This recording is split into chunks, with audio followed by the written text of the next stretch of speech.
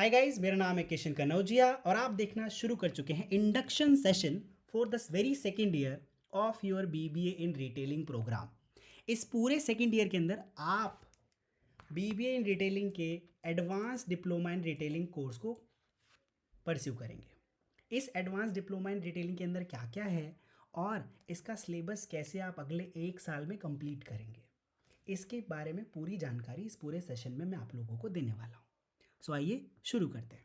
So welcome everyone, welcome to the session and let's begin. Right now, so in the BBA RIL second year, which is also the part of advance diploma in retailing, अगर कोई बच्चा advance diploma in retailing कर रहा है सो ये वो syllabus रहेगा जिसके थ्रू वो स्टूडेंट जाएगा। ये पूरा का पूरा ईयर 2 सेमेस्टर्स में डिवाइडेड रहेगा, सेमेस्टर 3 एंड सेमेस्टर 4। अच्छा, सेमेस्टर 3 और 4 क्यों कह रहा हूँ? क्योंकि फर्स्ट ईयर में ऑलरेडी आप सेम 1 और सेम 2 को कंप्लीट कर चुके हैं, मैं ऐसा मान के चल रहा हूँ। जिन भी स्टूडेंट्स का एग्ज़ाम छूट गया है या उन्होंने बहुत नया एडमिशन लिया है 2024 में या फिर 25 में, जो भी, अगर आप फर्स्ट ईयर के स्टूडेंट्स हैं थोड़ा बने रहिएगा मेरे साथ, आगे उसके बारे में भी बात करेंगे। और अगर कोई थर्ड ईयर का स्टूडेंट है सो आगे उसके बारे में भी बात करेंगे, कैसे हम आगे वाले सब्जेक्ट्स के बारे में डिस्कस करने वाले हैं। तो ना सेमेस्टर 3 के अंदर कौन कौन से सब्जेक्ट्स हैं? ये पूरा का पूरा साल आपके पास 7 सब्जेक्ट रहेगा, सॉरी 8 सब्जेक्ट आपके पास रहेगा। यहाँ पे एक ह्यूमन एरर। नाउ 8 सब्जेक्ट रहेगा, 5 सब्जेक्ट आपको सेमेस्टर 3 में पढ़ना है, 3 सब्जेक्ट्स आपको सेमेस्टर 4 में आएगा आपका, राइट? 5 + 3। अब 5 + 3, अब इसमें से एक जो सब्जेक्ट है दैट इज योर वर्कबुक। ये क्या आपका वर्कबुक है, राइट?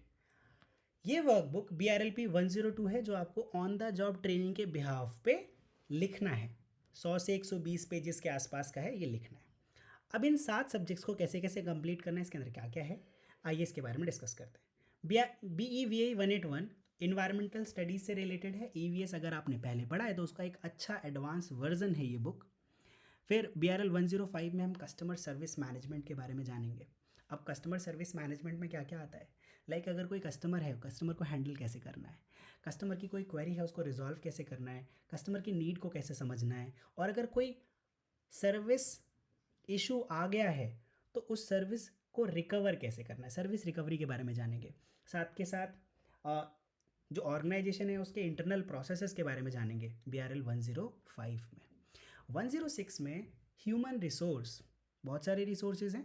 एक ऑर्गेनाइजेशन के लिए सबसे ज़्यादा बढ़िया रिसोर्स होता है ह्यूमन रिसोर्स, क्योंकि किसी ऑर्गेनाइजेशन को ऑर्गेनाइजेशन वो लोग बनाते हैं जो उसके अंदर हैं। तो किसी भी व्यक्ति को हायर कैसे किया जाता है, ठीक है, एडवर्टाइज़ कैसे किया जाता है उसके लिए कि भैया इतनी हायरिंग है, राइट? सिलेक्शन प्रोसेस क्या रहता है, ओके? किन किन तरीक़ों से हम सिलेक्ट कर सकते हैं, किन किन तरीक़ों से उनको बुला सकते हैं, हम अपना HR पूल कैसे क्रिएट कर सकते हैं, राइट? और ऐसे कौन कौन से इंफॉर्मेशन सिस्टम्स हैं जिनको हम ह्यूमन रिसोर्स के साथ इंटीग्रेट करके अपनी ऑर्गेनाइजेशन को और अच्छा बना पाएंगे, ये BRL 106 में सीखेंगे हम लोग। BRL 107 में हम लोग सीखेंगे बाइंग एंड मर्चेंडाइजिंग। अगर आप एक रिटेलर हैं तो किसी भी माल को अपनी दुकान में बेचना, रिटेलर का मतलब ये नहीं कि लाला जी की दुकान, रिटेलर का मतलब है एक मॉडर्न रिटेल स्टोर, एक ऑर्गेनाइज्ड रिटेल स्टोर की बात कर रहा हूँ। Most of the students thinks कि अगर मैंने BBA रिटेलिंग किया तो किसी लाला जी की दुकान में जाके छोटू की तरह मैं काम करूँगा। It's not the case guys. You will work and you can build your own retail section store of your own, okay?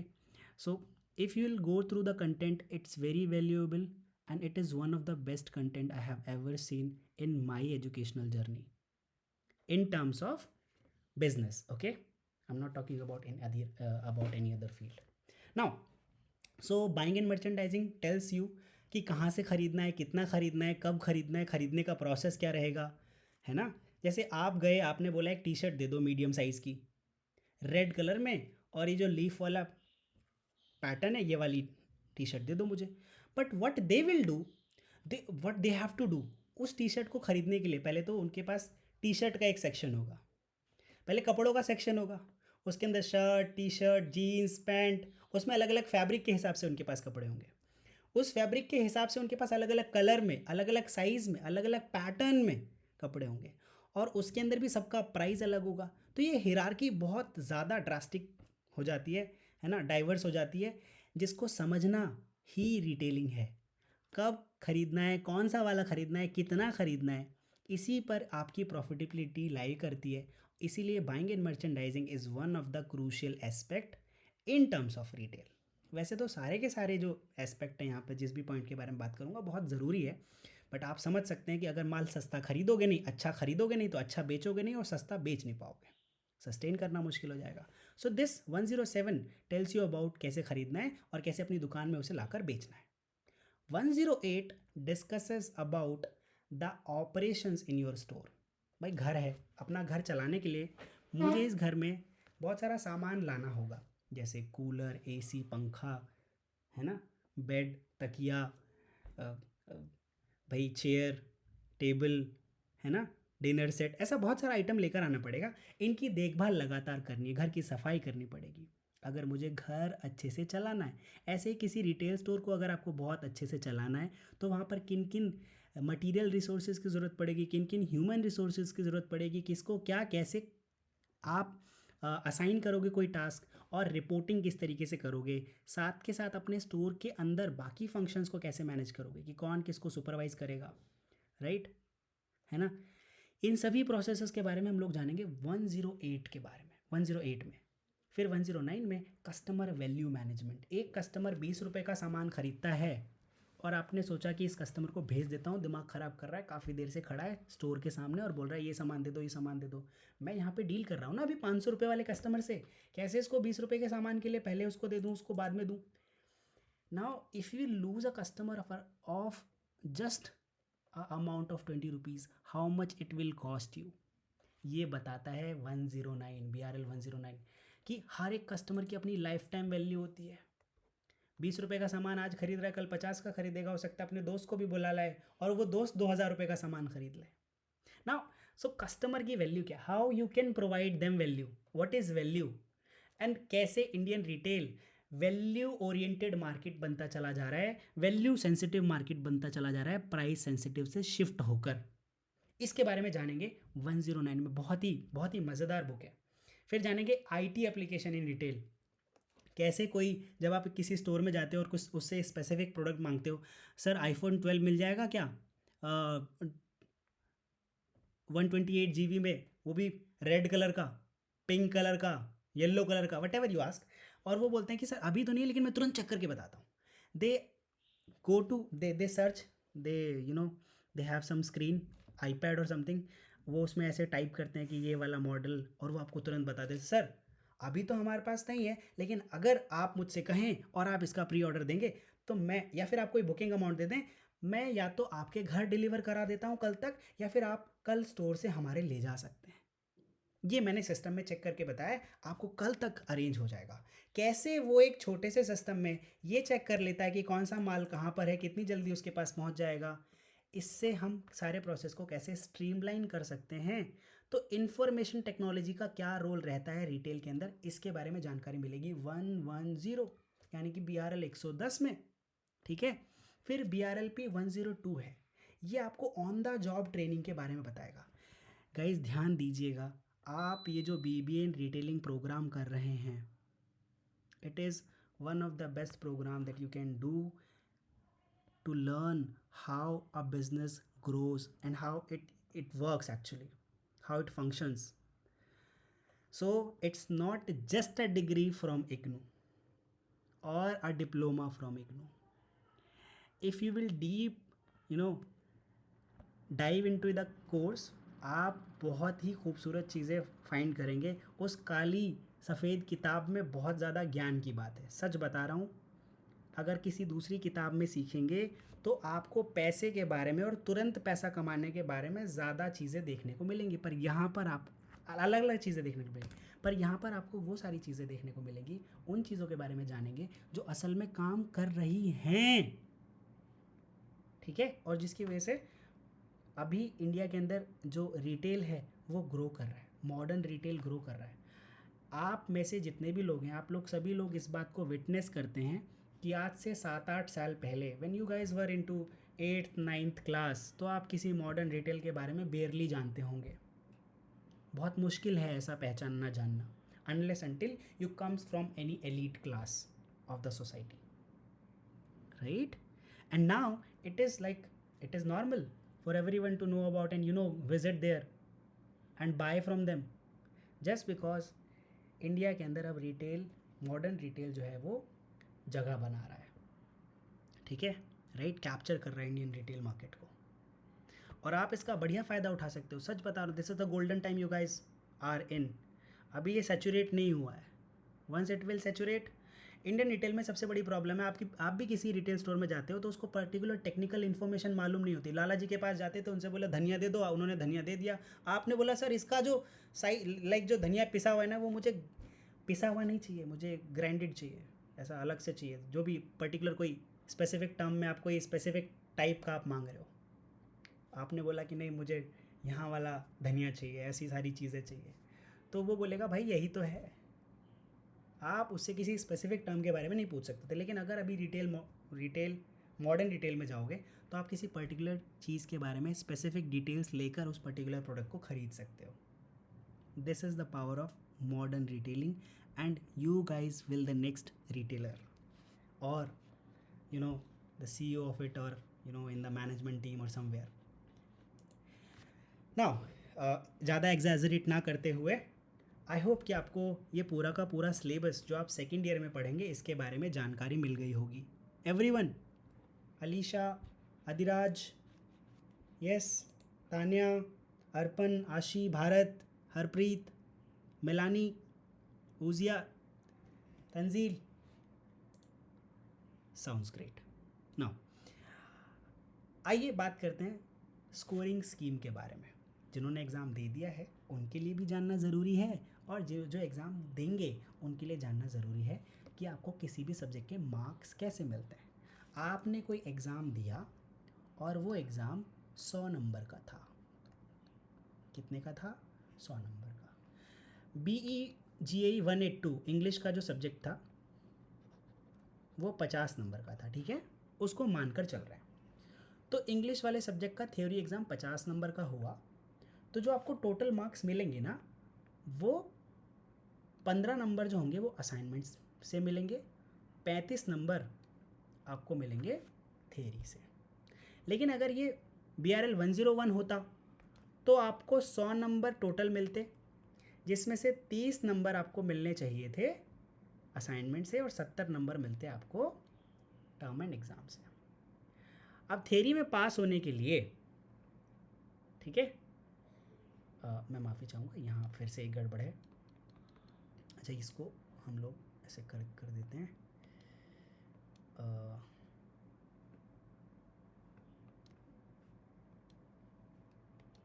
जुगाड़ से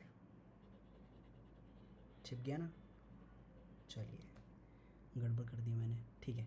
नाउ अब ये है आपका असाइनमेंट, राइट। असाइनमेंट में पास होने के लिए आपको एटलीस्ट 35% मार्क्स चाहिए, ओके। असाइनमेंट में पास होने के लिए भी अगर आपका 100 में से 35 नंबर से कम आया है ना, 34 आ गया है, then you have to write the assignment again. ऐसा बहुत कम होता है, रेयरली होता है, बट अगर ऐसा हुआ तो थ्योरी एग्ज़ाम में आपको 35% मार्क्स चाहिए होता है। अगर 50 नंबर का पेपर हुआ है तो आपको जो है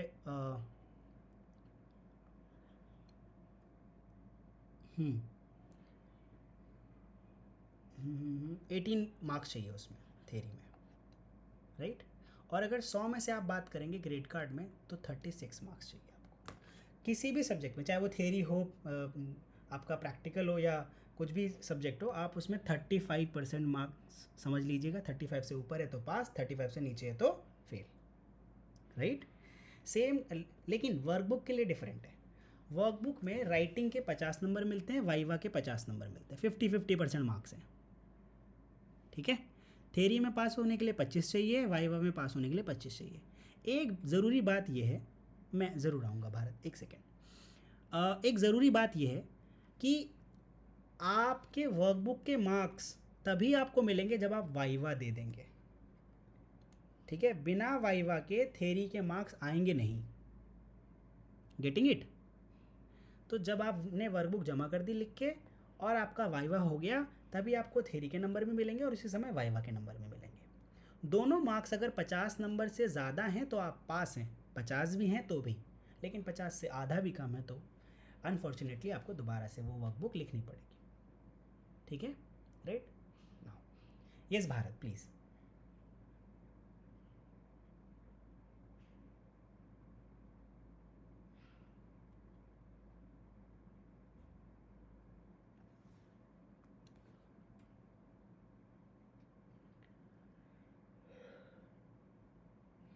okay, don't worry, we will move into it. यहाँ पर हम लोग वर्कबुक वगैरह के बारे में भी डिस्कस करेंगे, डोंट वरी। अगला स्लाइड उसी के लिए है, कैसे कब होता है ना, कौन कौन सा सेशन होता है। जैसे जनरली आपका जो वर्कबुक का लास्ट डेट था Bharat, it was May 15th। May 15th was the last date to submit first years workbook. Second year की वर्कबुक जमा करने के लिए भी मई में सबमिशन डेट आएगा। उससे पहले आपको सेमेस्टर 1 में और सेमेस्टर 2 के एग्ज़ाम फॉर्म में वर्कबुक के लिए प्रैक्टिकल का फ़ीस भरना पड़ेगा, राइट? Yes please. वर्कबुक नहीं भरा या फीस नहीं भरा? ठीक है।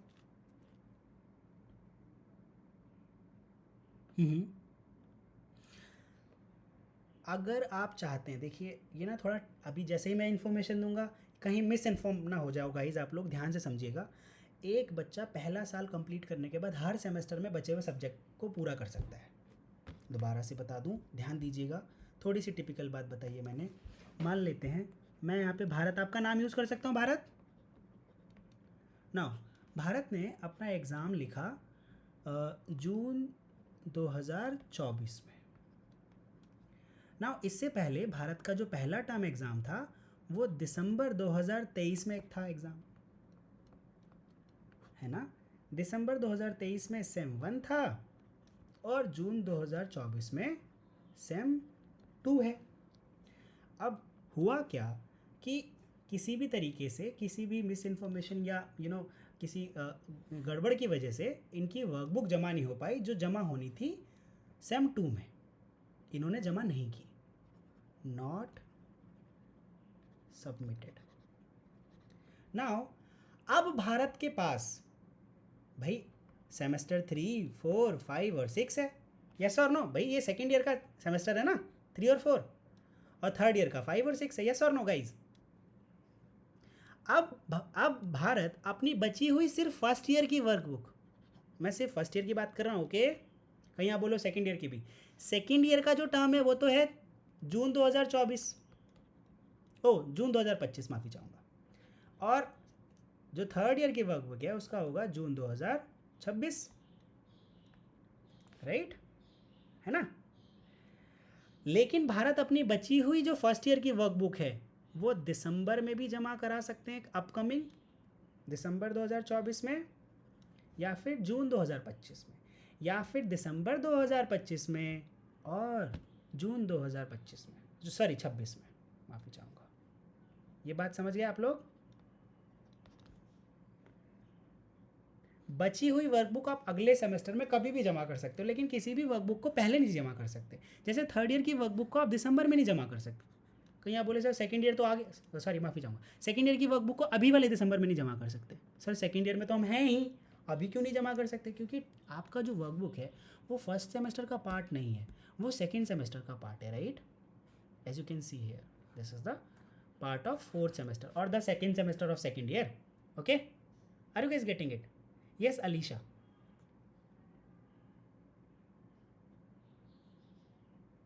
Alicia, are you there? You have raised your hand. Arya ji please अपना सवाल पूछिए।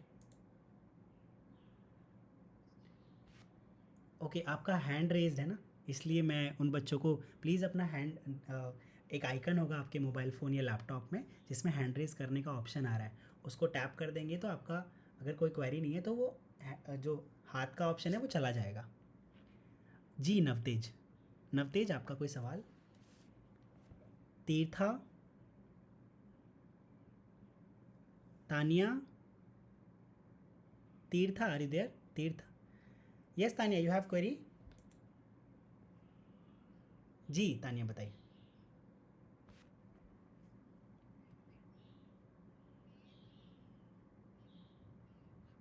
आपने वर्कबुक का पैसा पैसा दे दिया लेकिन वर्कबुक नहीं जमा करी है।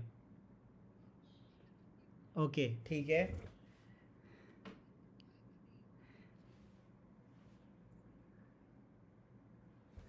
अभी कुछ नहीं आएगा, खाली रहेगा, मतलब ऐसा नहीं है कि ज़ीरो आ जाएगा या कुछ आ जाएगा, खाली रहेगा वो। नहीं नहीं नहीं, ऐसा कुछ भी नहीं दिखाएगा, डोंट वरी। ठीक है।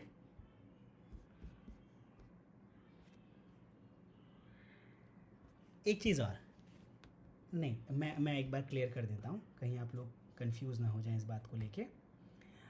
अगर किसी बच्चे का वाइवा नहीं हुआ है जून 2024 के बाद, जुलाई 2024 के बाद, तो ये 1 से 2 महीने तक का प्रोसेस ले जाते हैं। जनरली सितंबर तक इनका वाइवा होता है सभी रीजनल सेंटर्स पे।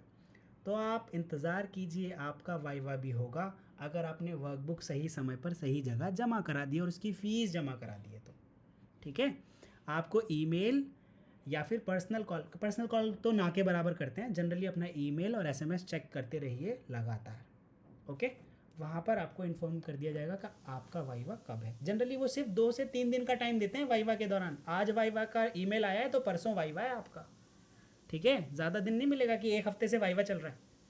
तो इसीलिए मैं आपको रिक्वेस्ट करूँगा कि जिन्होंने वर्कबुक जमा कर दिया है, फ़ीस जमा कर दिया है, वो रोज़ाना अपना ईमेल ज़रूर चेक करें कि वाइवा तो नहीं है उनका आजकल में, क्योंकि vivas are going on.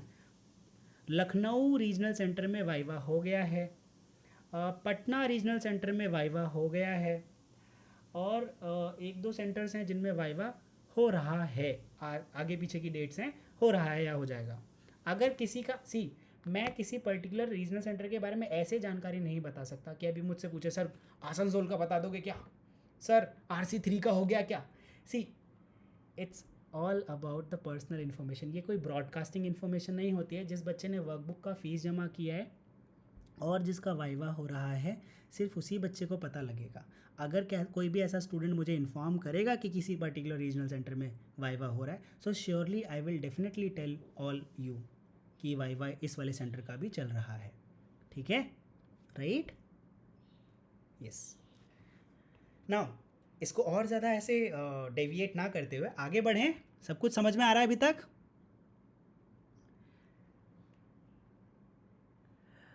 Anisha, I'll just come back to that point again। ये अगली स्लाइड पूरी इसी के बारे में है, assignment, work book and all, सब उसी के बारे में। अभी सिलेबस के बारे में जानो, ये बहुत ज़्यादा ज़रूरी है। अभी फ़िलहाल आपका जो पर्टिकुलर पेन है अभी उसके बारे में पूछ रहे हो, मैं तो ओवरऑल सारे पॉइंट्स के बारे में बता रहा हूँ। अगर सारे पॉइंट्स के बारे में लीनियर तरीके से सीखोगे तो सारी चीज़ें आ जाएंगी। अगर मैं जंप करूँगा तो हम डायरेक्शन से डेविएट हो जाएंगे और मैं अच्छे से समझा नहीं पाऊँगा और आप अच्छे से समझ नहीं पाओगे। मैं इस बात के लिए थोड़ा सा आप लोगों को थोड़ा और देर इंतज़ार कराऊँगा कि मैं जल्दी से जल्दी सारी चीज़ें समझा दूँ। Okay, right now next, exam आपका कब कब होता है।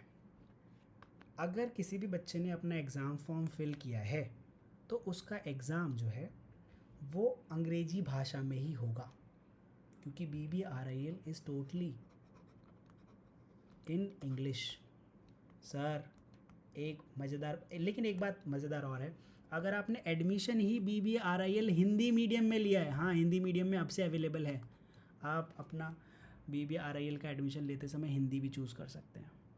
ठीक है ना, तो अगर आपने हिंदी चूज़ किया है, जनरली जो पुराने स्टूडेंट्स हैं, जो आप लोग हैं, उनका सिर्फ़ और सिर्फ इंग्लिश में ही एग्ज़ाम होगा। अनलेस अनटिल आपके क्वेश्चन पेपर पे दोनों भाषा छप कर नहीं आती, आप सिर्फ एक ही भाषा में पेपर दे सकते हो जो कि क्वेश्चन पेपर की भाषा होगी। अगर आपका क्वेश्चन पेपर सिर्फ इंग्लिश में आया है, so you are only liable to write in English, you can not write in Hindi, Urdu, Punjabi or any other language. Okay, right now next, exam form March में जून के लिए अवेलेबल होते हैं और सितंबर में दिसंबर सेशन के लिए अवेलेबल होते हैं। एग्ज़ाम जो होता है जून में और दिसंबर में होता है, समझ रहे हो, राइट। री रजिस्ट्रेशन आपको सालाना करना पड़ता है। यहाँ बता दूँ कि अगर आपने 2023 में एडमिशन लिया है तो 2024 में आपका एडमिशन ख़त्म हो गया, फर्स्ट ईयर कंप्लीट, पहला 10,500 रुपये आपने जमा कर दिया। अगला जो री रजिस्ट्रेशन है, ये तो फर्स्ट ईयर की फ़ीस थी, अगला री रजिस्ट्रेशन आपको 24 में, ये जून में ख़त्म हो जाएगा, जून में आपको दोबारा से एडमिशन लेना है सेकेंड ईयर में 2024 से 2025 के लिए। फिर 2025 के जून में आपको एडमिशन लेना है 2026 तक के लिए, first year, second year, third year. Are you all guys getting it? इसमें 10-10 हज़ार रुपये देना पड़ेगा बस आपको, ठीक है। तो अभी अगर किसी बच्चे ने अपना एडमिशन सेकेंड ईयर में नहीं लिया है तो I will request everyone to take admission in the second year by doing the process of re-registration. Don't worry, अभी थोड़ी सी देर बाद ही बताऊंगा कि री रजिस्ट्रेशन कैसे किया जाता है, कौन से लिंक पे जाना है, प्रोसेस क्या रहता है, फ़ीस कैसे जमा करनी है, सब बताऊंगा। बने रहिए इसी लिंक में। और हाँ, अगर आप किसी ग्रुप में इस मीटिंग का लिंक भेजकर और भी स्टूडेंट्स को बुलाना चाहते हैं तो आप बुला सकते हैं, मैं मीटिंग का लिंक यहाँ पर ऐड कर दे रहा हूँ, ठीक है, राइट। आपका कोई साथी मित्र छूट ना जाए, सो इसीलिए मैं ये लिंक दे रहा हूँ जिससे बाकी लोग भी ज्वाइन कर सकें। ये बात सभी लोगों को अच्छे से समझ में आ रही है जो भी मैं बता रहा हूँ?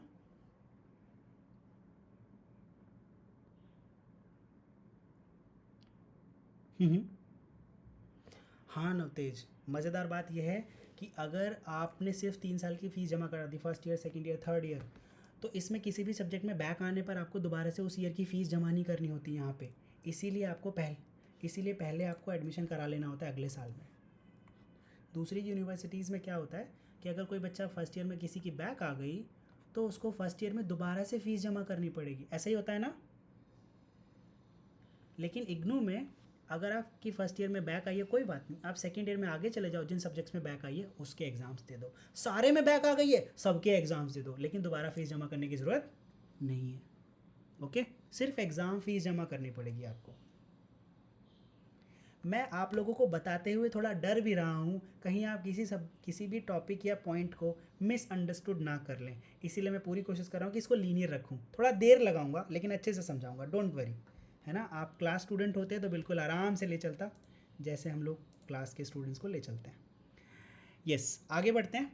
री रजिस्ट्रेशन का लिंक समर्थ इग्नू पोर्टल पे अवेलेबल होता है। इस बुकलेट की लास्ट पेज में दिया हुआ ये बुकलेट आप लोगों को शेयर कर दूंगा ग्रुप में, ठीक है, राइट नाउ। अच्छा, हम लोग क्या करते हैं, मेरा नाम है किशन कनौजिया, आप लोग मेरे बारे में पहले से जानते होंगे, जो लोग नहीं जानते, मैं एक प्राइवेट ट्यूटर हूँ और ट्यूशन्स देता हूँ। हमारे इस मीटिंग में शायद कुछ बच्चे ट्यूशन क्लासेस के भी हैं। How many of you guys are from the tuition classes? कौन कौन है? हैंड रेज नहीं करना, माइक ऑन करना है, माइक ऑन। हाँ, ओके, यस प्लीज़ सर, मैं भी हूँ, हाँ।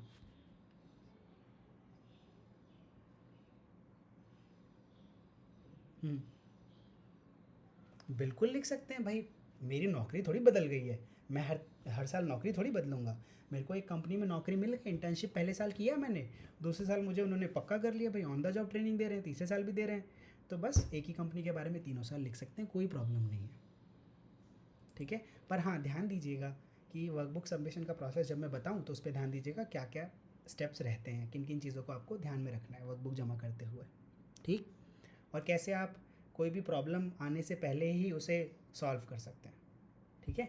Now so this is the syllabus and if you go subject wise तो आपकी फ़ीस है 3,000 3,500 रुपये। सिर्फ कस्टमर सर्विस मैनेजमेंट के लिए 3,500 रुपये फ़ीस है और कस्टमर वैल्यू मैनेजमेंट के लिए 3,500 रुपये फ़ीस है। बाकी हर एक सब्जेक्ट की फ़ीस 3,000 रुपये पूरे साल के लिए है। लेकिन अगर आप इसे पैकेज में लेते हैं तो फर्स्ट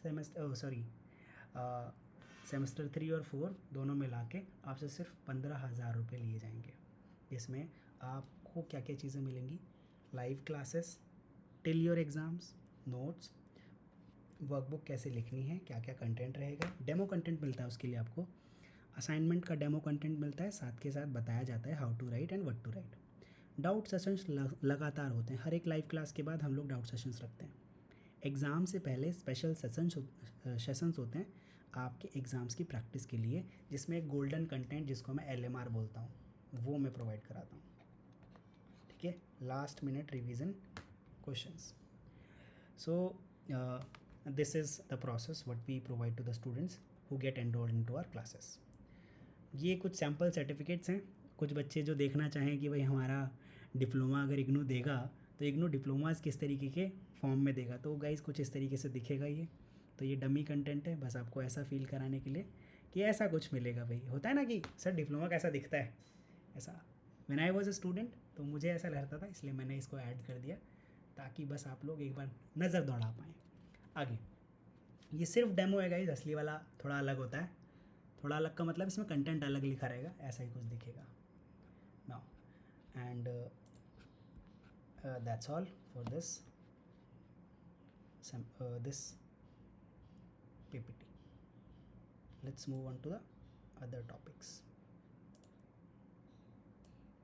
Okay, now फीस कितनी रहेगी? फीस है हाँ जी, श्योर कोई बात नहीं, अभी पूछ लेते हैं।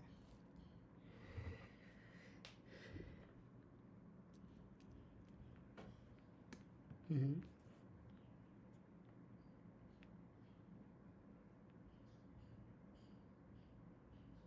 हम्म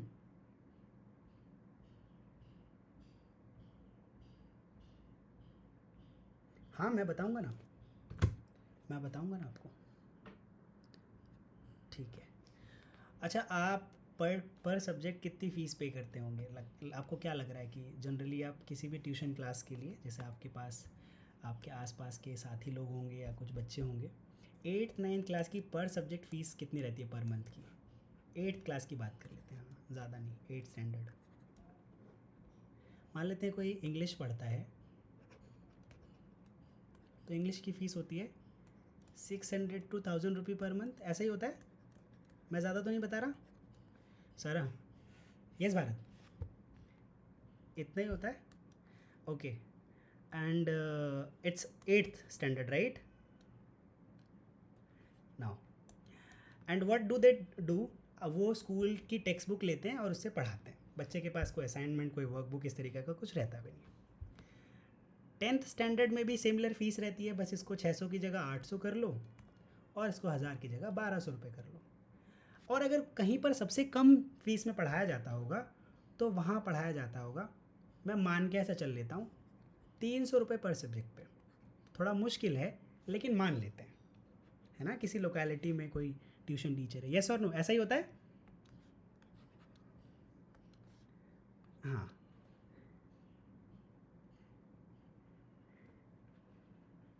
मैं थोड़ा सा ना एक सोसाइटी बैंड जानता हूँ कि कहाँ से कहाँ तक ऐसा क्या होता है, तो मैंने उस एस्पेक्ट को ध्यान में रखते हुए 300 रुपये लिख दिया है, राइट। कि जो सोशल क्लास होती है उसमें बहुत ज़्यादा वेरिएंस होता है, इस वजह से 300 रुपये भी मिनिमम फ़ीस हो सकती है 9th स्टैंडर्ड के एक बच्चे के लिए पर सब्जेक्ट की फ़ीस इंग्लिश की। ओके, क्या हम अपनी ग्रेजुएशन की डिग्री को इससे कंपेयर कर सकते हैं? यस, बिल्कुल भी नहीं, ठीक है, बट मैं आपकी फ़ीस कंपेयर करा सकता हूँ। व्हाट इफ़ आई से कि मैं आपसे 300 रुपये पर सब्जेक्ट चार्ज करूँगा, कोई प्रॉब्लम? अच्छा ऑफर है, चलो नेगोशिएट करते हैं और फीस कम करें क्या? मैं 250 रुपये ले लूँ तो? चलो आपकी बात रखी, बढ़िया, 200 रुपये कर देते हैं। हाँ 200 डन। 150? ये 150 बहुत कम हो जाएगा यार, तुम इस 8th स्टैंडर्ड से कैसे compete करोगे? हाँ थोड़ा थोड़ा अजीब नहीं लगेगा? यस, ठीक है, इतना कह रहे हो तो अच्छा 5 रुपये, ओके ऐसा करते हैं इसमें, ठीक है 200 रुपये डन कर लेते हैं। 300 250 200 ज़्यादा ज़्यादा हो रहा है, ठीक है चलिए इसको कर लेते हैं 190 रुपीज़, 10 रुपये और कम कर लूँ। This is what we charge for every subject to teach and what we provide, live lectures, recorded classes, assignments, right? Workbook, doubts, yes, and in case of any issue, we help the student. मान लेते किसी का workbook का कुछ issue हो रहा है, यानी कि सबमिट नहीं हो रही है, मार्क्स नहीं आ रहा है, so we guide them how and what to do, right? So that it can be resolved as early as possible. And most important बात, हमारे साथ अगर कोई स्टूडेंट रहता है तो उसका जो टेन्योर है 2023 से लेके 2026 तक का, वो आगे बढ़ता नहीं है. सॉरी 2026. जनरली इस पूरे प्रोसेस में जब भी आप डिग्री करते हैं तो उस पूरे प्रोसेस में होता ऐसा है कि टाइम ज़्यादा लग जाता है स्टूडेंट्स का, और टाइम लगता कहाँ होगा. चलिए, मैं ज़्यादा जानकारी तो नहीं दिखा सकता, पर जो जानकारी मैं दिखाना चाहूँगा वो ये है. एक सेकंड में दिखा देता हूँ, थोड़ा सा समय लगेगा. Okay,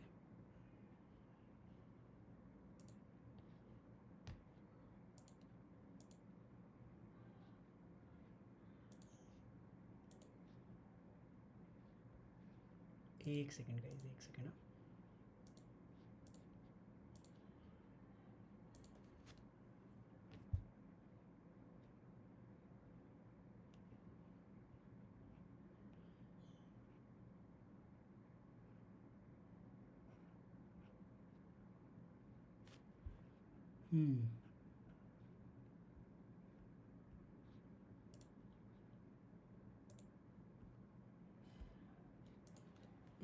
I am facing some problem, I guess.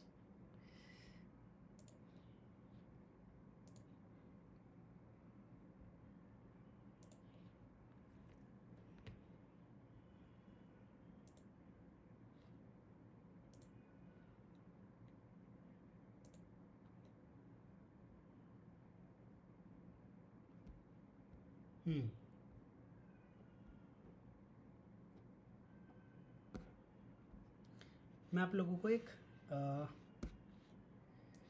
Data show करता हूँ.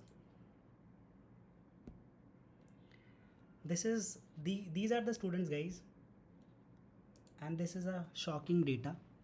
और हाँ, ये सभी बच्चे जो हैं वो 2020-22 के हैं. आप एक बार एनरोलमेंट नंबर से देख सकते हैं 2020 के हैं, या फिर इन्होंने बताया भी है कि इनका एडमिशन ईयर 2020-21 का है.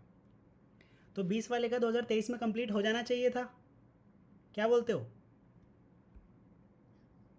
और 19 वाले का तो और भी पहले कंप्लीट हो जाना चाहिए था. 21 वाले का भी इस साल कंप्लीट हो जाएगा, right? But out of these students, आप देखोगे यहाँ पे जो स्टूडेंट्स हैं, यहाँ पे काउंट आ रहा है 467. ठीक, ऐसा नहीं है कि मैंने फेक ऐसा बना रखा है कि भाई अपने लिए, आपके लिए, आपको ऐसा दिखाने के लिए. Let's go to the results as well. There are 18 subjects, right? और ये 2020 का स्टूडेंट है, Manisha Chaudhary, right? There are 18 subjects to complete, but she completed of the first year and second year subjects and wrote the workbook of second year only, right? Third year का कोई भी subject complete नहीं है, और साथ के साथ फर्स्ट ईयर की वर्कबुक भी जमा नहीं है. 2020 की स्टूडेंट है. आप 21 के लिए ऐसा बोल सकते हैं कि हाँ थर्ड ईयर का एग्ज़ाम अभी दिया होगा, रिजल्ट नहीं आया, राइट? जिसके जिसके आगे भी नॉट कंप्लीट लिखा हुआ है, this is a data what we prospect. हम इन्हीं स्टूडेंट्स को बोलते हैं कि आप हमसे क्लास ले लो. इसीलिए मैं आपको ये डायरेक्ट डेटा दिखा रहा हूँ. ऐसा नहीं है, मैं ऐसे रैंडमली किसी को भी चेक कर सकता हूँ. ऐसे आप मुझसे बोलेंगे मैं रैंडमली चेक कर रहा हूँ ना, ऐसा तो नहीं कि मैं किसी को जानबूझ के चेक कर रहा हूँ, रैंडमली चेक कर रहा हूँ, राइट?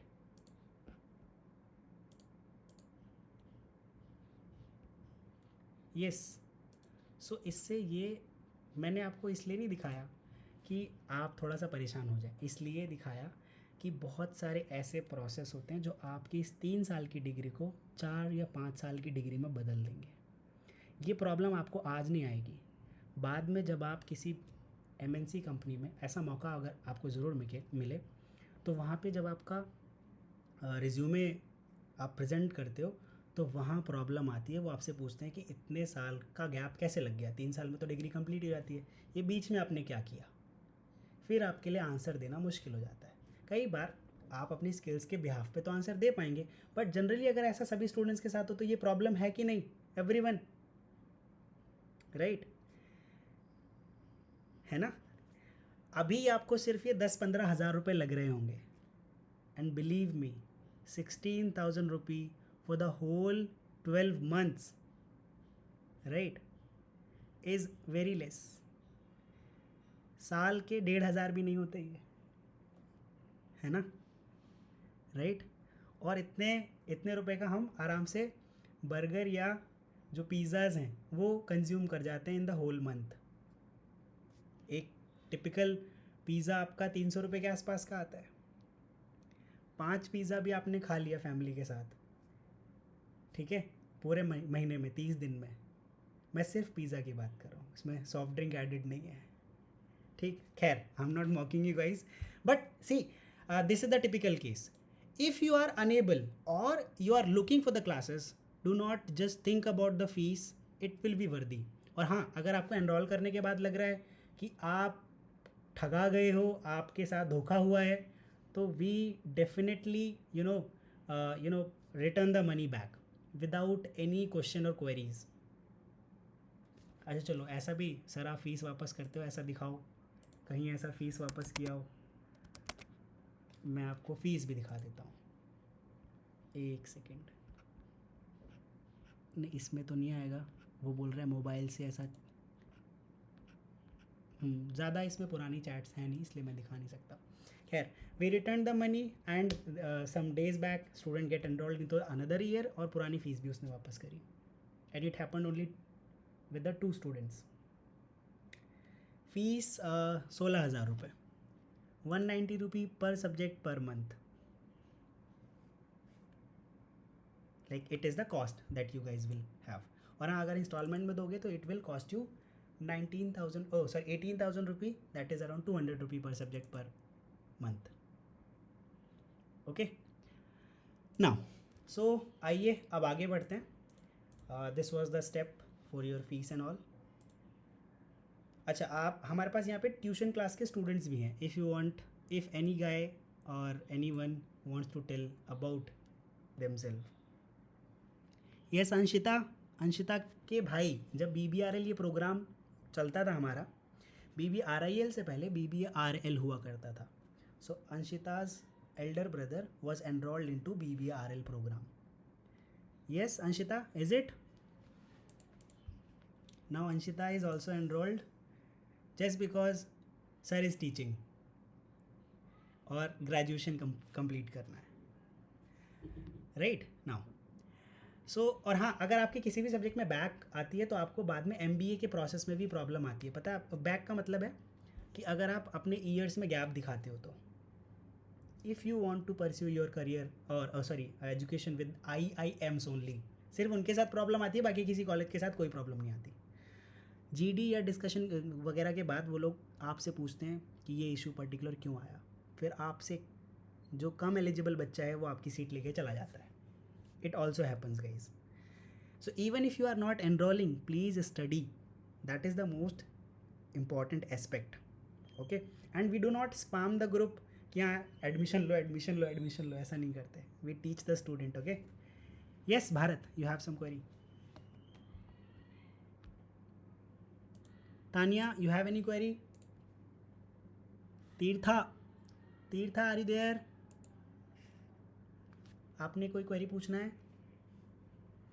आपके हैंड्स अप हैं, लाइक आपने ऐसे हैंड रेज किया हुआ है क्वेरी के लिए। Please turn it off. Tanya, same for you. Tanya, are you there?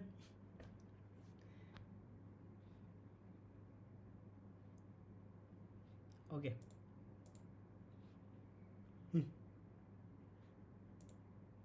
Monthly basis it will be, yes, you can pay the same fees, but it will not be the same. It will be 3,000 rupee for the whole subject in for the whole year, like आपको एक subject मिले कोई भी, फिर आप subject wise choose करेंगे, जो subject चल रहा होगा उसकी फ़ीस पे करनी होगी आपको। Bharat, right, this is the process. हाँ बिल्कुल, आप मंथली भी पे कर सकते हैं, but that will cost you much. Yes, now जी तान्या। हाँ श्योर, बिल्कुल बात कर सकते हैं। यस आर्यन।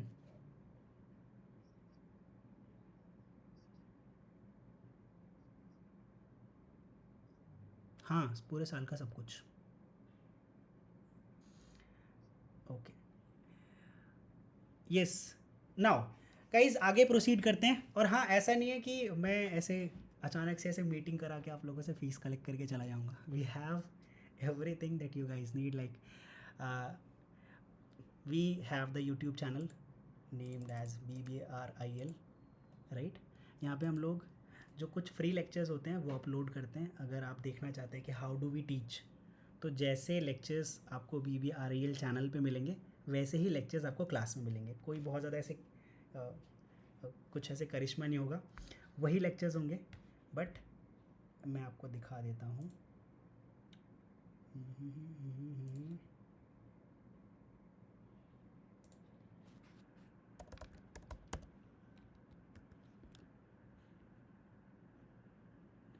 या BBRIL,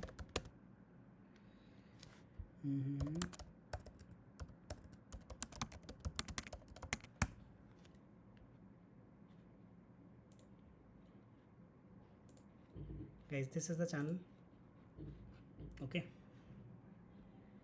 हाँ, अब हमने फ्री कुछ लेक्चर्स जो है, क्योंकि सैचुरेट हो गया फ्री कंटेंट, तो ये डालना कम कर दिया है। अब हम थोड़ी फ्रीक्वेंसी जो है वो कम हो गई हमारी कंटेंट अपलोड करने की, right. So this is the channel. And हम अगर कोई भी स्टूडेंट एनरोल होता है तो साथ के साथ उनको एक एप्लीकेशन मिलेगा। उस एप्लीकेशन में सारा कंटेंट होगा, रिकॉर्डेड लेक्चर्स। साथ के साथ आपको एक व्हाट्सएप ग्रुप में ऐड किया जाएगा ट्यूशन क्लासेस के। There you will have like you some students, आपके जैसे कुछ स्टूडेंट्स होंगे वहाँ पे, और आपकी जो रेगुलर क्लासेस होंगी उसके लिए लिंक जो है वो आपको व्हाट्सएप ग्रुप में दिया जाएगा। क्लास का शेड्यूल पहले ड्रॉप कर दिया जाएगा, जो भी चेंजेस होंगे वो 1 से 2 दिन पहले बता दिए जाएंगे। Exception cases are always there. Yes Bharat.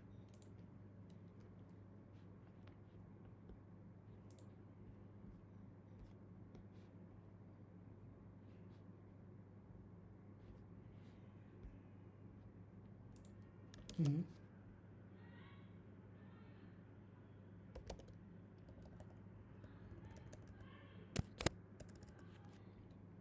Hmm, yes. अब हमने जो ये कोर्स डिज़ाइन किया है, बहुत अच्छा सवाल है भारत जी का, कि जो भी प्रोग्राम हमने डिज़ाइन किया है वो इसी तरीके से डिज़ाइन किया, क्योंकि सी एट द एंड आप हमें बिज़नेस की तरह देखिए। मैं तो ये कह रहा हूँ, मुझे टीचर की तरह देखिए ही मत। If you see me as a business, so if I will not able to cater the students who are already in retail, it will be a big loss to me. हमने क्या किया है, इसीलिए recorded session का programme add किया है Bharat. If कोई भी स्टूडेंट किसी भी रीज़न से लाइव लेक्चर्स को मिस कर देता है तो उसके पास रिकॉर्डेड सेशन तो रहेंगे ही रहेंगे। बट अगर उसके साथ भी उसको कोई पर्टिकुलर प्रॉब्लम होती है तो डायरेक्टली मुझसे कॉल करके सवाल पूछ सकता है। The query will be resolve 1-to-1 over the call. But क्योंकि इसमें एक छोटा सा क्लॉज में ऐड करना चाहूँगा, because I am a single teacher to teach the retail subjects, it is not much possible to give 2 to 3 hours on the call. It will be very short, maximum half hour or something, or if required 45, क्योंकि कई बार होता है कि sir आपने बोला था आप मेरी क्वेरी सॉल्व करेंगे, now the student wants me to teach over the call only, right, for the whole 1 hour or something. So calls are only for the doubt sessions, doubts कि सर ये particular problem नहीं समझ में आ रही है। Initially what I will do, आपको या तो मैं रेफ़र कर दूंगा इस वाले लेक्चर में, ये वाला पॉइंट देख लो। इवन दो आपको वो पॉइंट नहीं समझ में आता है तो श्योरली मैं कॉल पे वो पॉइंट आपको ऑन कॉल समझा दूंगा। नोट्स आपको ओपन करवा के आपको ऑन कॉल वो पॉइंट समझा दूंगा। कॉल की टाइमिंग रहती है मॉर्निंग 9 to इवनिंग 5, हाँ, एक्सेप्शन केस में कुछ स्पेशल केस स्टूडेंट्स हैं तो आप लेट नाइट कॉल कर सकते हैं if you are able to call after 10 to 11, like रात 10 से 11 भारत.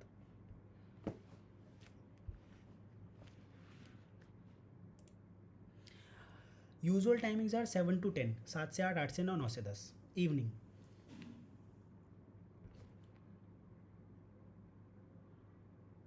हाँ हाँ हाँ.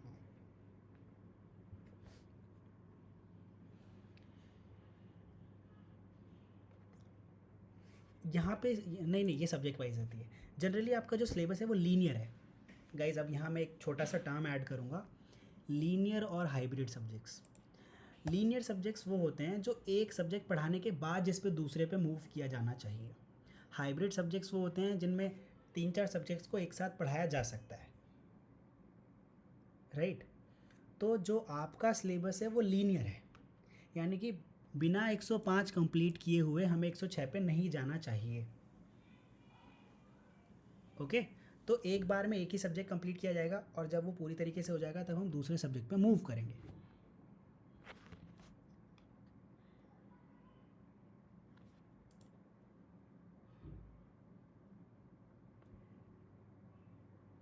वन 106 पे जाएंगे, बिल्कुल बिल्कुल बिल्कुल.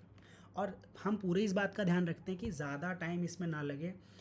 मैं आपको दोबारा बोल रहा हूँ, सी अस एज अ बिज़नेस. हम क्योंकि एग्ज़ाम से एक महीना पहले क्रैश कोर्स लॉन्च करते हैं भारत.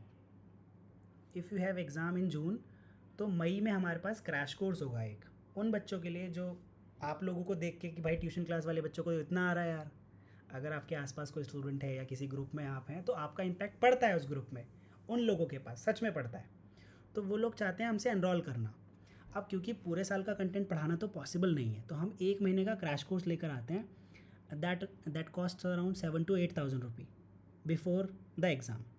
उसमें सिर्फ एग्ज़ाम कैसे आप अच्छे से क्रैक कर सकते हो वो उन बच्चों के लिए जैसे जिनको थोड़ा कॉन्फिडेंस लो है कि सर एग्ज़ाम में मुझे लग रहा है फेल हो जाऊँगा. तो just to save them we have the crash course and it is pretty good, like. But हाँ, क्योंकि वो सिर्फ एक महीने के लिए लिमिटेड है तो हमें उस एक महीने का कंटेंट पढ़ाने के लिए ये मेरी रिस्पॉन्सिबिलिटी है कि कैसे मैं अपना पूरा सिलेबस एग्ज़ाम से एक महीने पहले कंप्लीट करूँ ताकि मैं क्रैश कोर्स भी करा पाऊँ. वरना मेरा मॉनिटरी और टाइम दोनों लॉस होगा. तो आपका पूरा सिलेबस एग्ज़ाम से एक महीने पहले मेरी रिस्पॉन्सिबिलिटी ही नहीं, मेरी ज़रूरत भी है कंप्लीट करना. सो आपका सिलेबस जो है वो एग्ज़ाम से एक महीने पहले एनी हाउ कंप्लीट हो जाएगा, right. That was the most important query I guess. Yes पारस.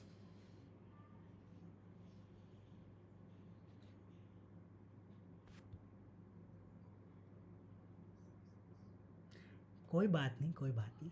क्या क्या क्या चाहिए आपको, रिजल्ट चाहिए? बुक्स बेटा, ये तो आपका MPDD सेक्शन, बुक्स को चेक करने के लिए आइए. अब इस वाले प्रोसेस पे बढ़ते हैं गाइस. ये PPT मैं फटाक से ख़त्म कर लूँ क्योंकि बहुत सारे स्टूडेंट्स हैं जिनको कहीं जाना होगा, कोई इंपॉर्टेंट काम होगा. तो एक बार फटाक से ये वाली PPT कंप्लीट कर लेते हैं. इसमें हम बात करेंगे असाइनमेंट्स, वर्कबुक, आपकी बुक और आपका एक बहुत इंपॉर्टेंट पोर्टल जिसका नाम है समर्थ इग्नू पोर्टल, उसके बारे में बात करेंगे. Okay, right. तो चलिए शुरू करते हैं.